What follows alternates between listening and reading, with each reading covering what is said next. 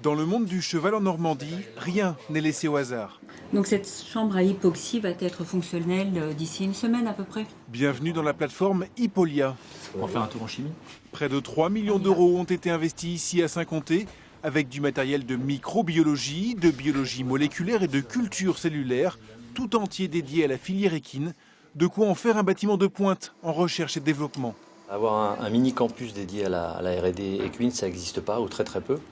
Et donc l'idée c'était de rassembler les gens, plusieurs équipes différentes et sur des thématiques qui peuvent servir les éleveurs, les entraîneurs, les propriétaires, les vétérinaires au même endroit comme ça se fait un peu partout dans le monde et en Europe.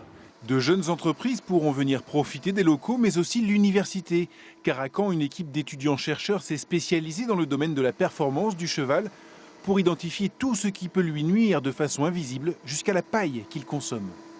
On va pouvoir, par exemple avec le matériel X-Intelligence, pouvoir tester de nouvelles molécules et identifier des molécules qui pourraient avoir un intérêt thérapeutique pour les affections respiratoires en particulier.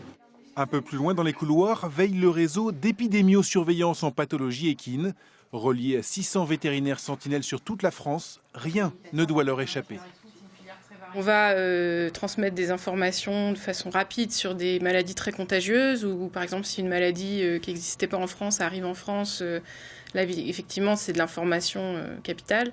Et puis sur certaines autres maladies, on va plus récolter patiemment l'info et puis tous les mois ou tous les ans faire un bilan. 13 000 emplois en dépendent sur la Normandie, près de 100 000 équidés. Du sport au tourisme en passant par l'artisanat, le virus du cheval s'est répandu partout dans la région. Une relation affective et financière qu'il faut chouchouter un maximum.